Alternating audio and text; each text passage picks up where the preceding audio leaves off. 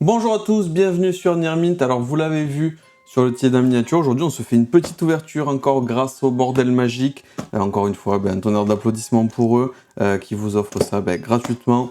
Vous connaissez la chanson, on s'abonne, on lâche un petit commentaire et on remporte ce qu'il y a dans la vidéo. Je vais effectuer les tirages au sort très bientôt pour les dernières vidéos, je suis giga en retard. Mais vous inquiétez pas, on fait gagner tout ce qu'on dit. Donc encore une fois, merci à tous d'être là, même si bon, la chaîne pâtit un petit peu ces derniers temps, parce que j'ai eu pas mal de soucis, pas mal de choses à faire, ça charbonne depuis des mois, le projet secret, ça arrive très bientôt, on espère vraiment que vous allez être au rendez-vous, c'est le plus gros projet qu'on a jamais fait je pense, mais vraiment là, en plus ces temps-ci, merci à tous ceux qui achètent, sur le CM, sur le site, il y a vraiment un engouement de fou, donc on est vraiment très content et c'est grâce à ça qu'on peut se permettre de lancer des projets aussi fous, mais vous en saurez bientôt un peu plus. Petit check du print, papier crépon dégueulasse comme d'habitude. Bon, on va pas changer. Donc pardon, je suis allé un peu vite. Le labyrinthe des morts. J'étais surpris qu'ils mettent des morts dans le titre. Donc il y a du rétro, de l'animé, il y a du support pour Magicien Sombre, il y a plein de choses. Apparemment ça a l'air super, je me suis pas trop spoilé. Orage foudroyant, donc ouais, c'est ça, il y a du rétro, il y a plein de trucs sympas. D'après ce que j'ai compris, donc on est à 2 secrètes par box. Et vampire. Et on a comment ils appellent ça, les chibis. Les chibis qui prennent des slots, des secrètes. Alors certaines chibis j'aime bien, d'autres non. J'ai pas du tout spoil, je sais pas du tout ce qu'il y a dedans comme chibi. Il y en avait certains qui étaient sortis au Japon que j'avais acheté, mais bon, c'est pas fifou. Tenekoribo. Ouais, stylé, mais ça du coup je sais pas si c'est... Non, c'est pas considéré comme un chibi. Mais bon, ça pourrait l'être. Donc voilà. Ce qui me hype et ce que j'ai vu vite fait, j'ai regardé là juste un résumé de la vidéo de Roxine 34, du coup, le youtubeur américain.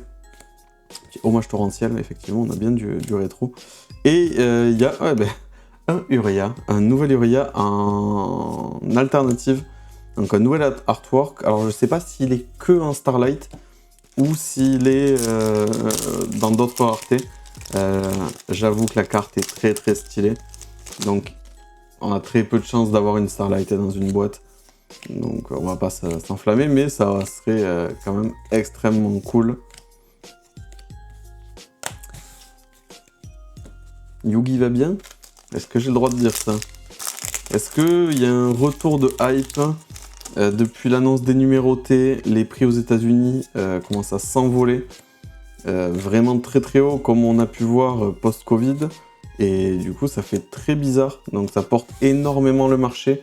On a beaucoup de commandes là sur de l'anglais, des prix qui sont très hauts, ça s'envole extrêmement vite.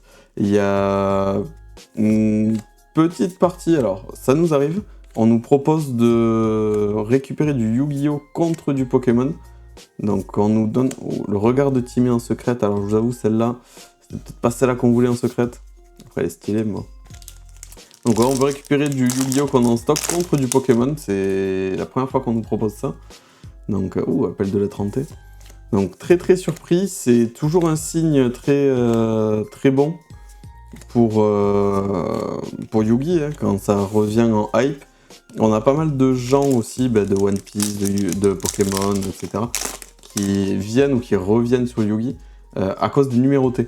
Je sais pas, ceux qui n'ont pas vu l'info, effectivement, il y a des numérotés qui arrivent sur Yu-Gi-Oh! Très prochainement.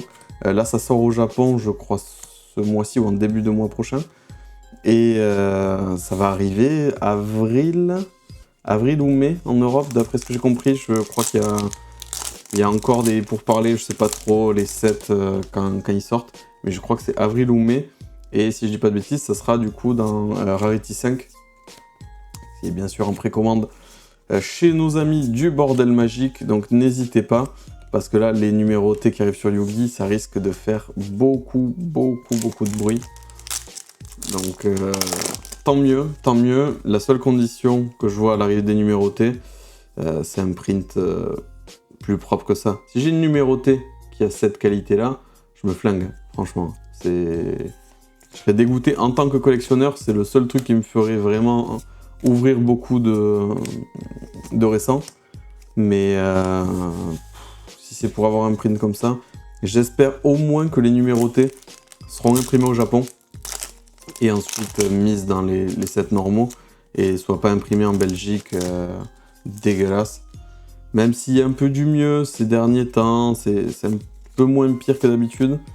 Mais bon, si vous avez ouvert du japonais, ben vous savez de quoi je parle. Si vous avez jamais ouvert du japonais, je sais pas, si vous avez 10 balles ou 5 balles, achetez un booster japonais, n'importe quelle édition, n'importe quelle année, limite n'importe quel TCG, et comparez les deux. En fait, vous allez comprendre ce que je veux dire, et vous allez faire « Ok, enfin je vois ce qu'il veut nous dire », et qui râle depuis des années sur ce print dégueulasse. Donc voilà, c'est numéroté, ça fait un gros chamboulement dans la collection. Donc Yugi vraiment va exploser, je pense en 2026. Ça va être l'explosion de Yugi. Et à voir.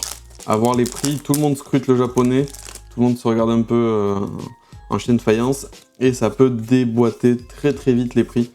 On ne sait pas si les numérotés japonaises vont coter 200, 300, 500, 1000, 10 000, 100 000. On n'a aucune idée, mais ça va driver beaucoup de choses. J'en parle beaucoup ces derniers temps dans les vidéos. Je suis très hype pour ça. Pour moi, les numérotés, c'est vraiment quelque chose de très bien pour le TCG. Ça fait des grosses chase cards, tout le monde s'y retrouve. Ça redonne de l'engouement. En plus, vous avez vu, ils ont réannoncé Yugi sur les boosters, comme à l'époque. Donc, il y a vraiment là, on sent une volonté du coup des gestionnaires de Konami de nous faire plaisir, quoi. De revenir un peu aux sources. Après, voilà, il reste la problématique qu'il peut y avoir au niveau du jeu. Il y a pas mal de choses qui ne vont pas sur l'interactivité. Après, je sais qu'il y a beaucoup de joueurs, et tenez, courez-vous, qui apprécient énormément la méta actuelle ou autre, mais il n'y a pas assez, à mon avis, d'entre-deux. Pour les gens qui reprennent, on suit pas mal de gens sur les réseaux, des nouveaux, etc. Et c'est vrai que les gens qui commencent, si vous n'avez pas un groupe de prac, si vous n'avez pas un Bazou, le dévoreur d'âme, il a évolué, il est devenu un Super Saiyan. Jeune fille amoureuse. Si vous n'avez pas un groupe de prac, si vous n'avez pas vraiment énormément de possibilités de vous entraîner, de jouer, de tryhard, c'est un jeu qui est quand même très dur pour y rentrer dedans. Pour suivre un petit peu ce qui se passe sur les autres TCG, comme vous voyez, Pokémon, Riftbound. Oh, un Kuribo ailé. Ah du coup un Chibi qui nous prend un slot de secrète. Alors je crois pas que c'est pas la pire des secrètes, je pense, mais pas fifou, hein. Mais c'est pas grave. Donc voilà, il y a toujours ce frein-là aux nouveaux joueurs sur Yugi, et tout le monde va me tomber dessus en disant « Mais non, Yugi c'est super facile, blablabla, vous comprenez rien, vous êtes bloqué dans le rétro. » Oui. Mais le jeu actuel, franchement, il me plaît pas du tout, perso. Donc ça me freine, ça me donne pas envie de retourner dans les magasins, jouer un petit peu. J'ai pas le temps, j'ai pas envie. Voilà, le jeu me plaît moins, c'est un peu dommage. Hein. Après, il y a toujours l'Edison ou autre, mais pareil, c'est pas le circuit officiel, c'est pas du vrai standard. C'est un peu dommage. Je sais pas s'il y a une solution à ça, mais il va falloir jongler entre l'appétence des collectionneurs, les joueurs, mais les joueurs, pareil, c'est pas eux qui consomment des cartes. Donc j'espère que les numérotés, ils vont pas en sortir trop, qu'ils vont pas nous faire l'effet des Starlight des 25 ans, là, des Quarter Century, qui pour moi est une des plus grosses erreurs de Konami, qui a juste repris les Starlight qui a rajouté un blason dessus, qui en a sorti des milliers, qui a dévalué tout un pan de la collection en Starlight. Et ça a vraiment été une catastrophe, ils en ont sorti beaucoup trop. Donc bon, c'est comme ça. On verra bien. Et Vortex du temps. En tout cas, j'espère que vous avez apprécié la vidéo. Nous, on se retrouve très vite pour le projet secret. En attendant, abonnez-vous. On se retrouve très vite pour une nouvelle vidéo.